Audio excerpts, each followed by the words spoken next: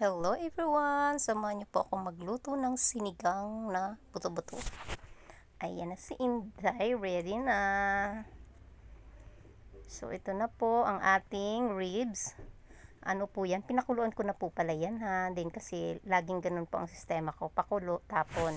So ayan na yung kangkong, gabi, okra at sitaw. Hindi ko na po nilalagyan ng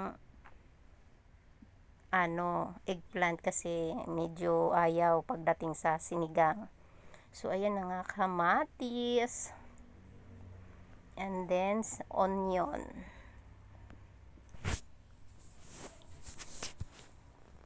At tinag-grate din ako ng gabi para medyo malapot yung ating sabaw.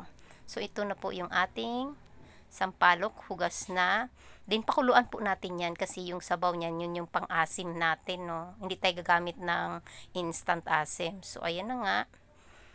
Lagay na natin ang ating mga ricados. Yan, ihuhulog na rin natin ang ating ribs. Pork ribs. Ayan.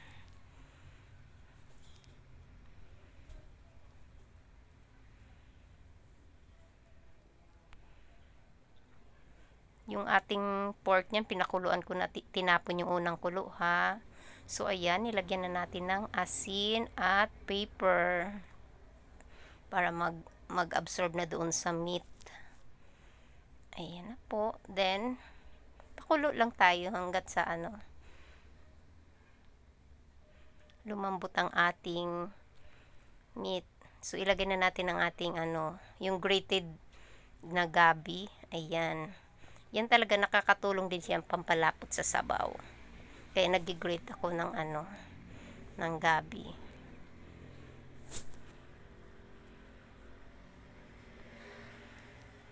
Nakakatulong sa yung grated na gabi, pampalapot.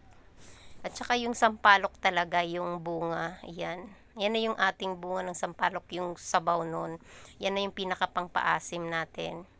Hindi tayo gagamit ng instant. Masarap kasi pagka yung talagang sampalok ang pinang-asim mo.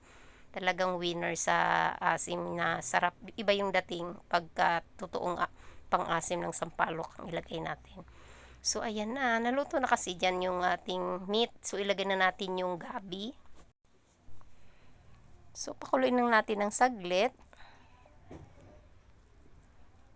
Ayan. Yung asin kayo ng bahala. Lagyan nyo rin siya ng konting sugar ha, pang blend natin sa lasa nung sampalok. Lagyan nyo ng konting sugar ha. Ganun po yan, kailangan may sugar tayo dyan, pang blend natin. Masarap talaga pag ganun. So ayan, pakuluin natin at palambutin lang natin ng konti ang ating gabi. Din next na natin ng ating iba pang mga gulay. So ayan, ilagay na natin ang ating 3 pirasong chili. Ayan, okra. Sabay na natin yung sitaw din. Tapos takpan saglit. Then after nung kumulo yan, next naman natin yung ating kangkong niyan. Hindi naman natin kailangan i-overcook yung ating gulay. Masarap pag medyo malutong pa siya.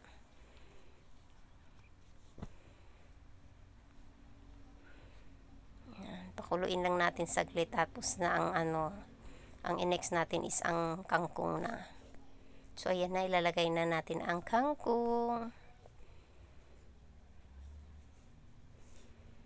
Ayan, ang last na gulay na ilalagay.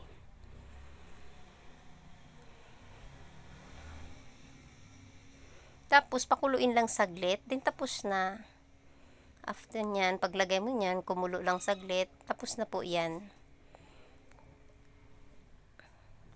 Ayan na, tapos na po, kain na tayo. Promise po, masarap lalo na pagbunga ng sampalok ang ilagay. So ayan na po, ready to eat, nakaserve na. Thank you for watching everyone. See you on my next video. Don't forget to follow, like, and share. Bye!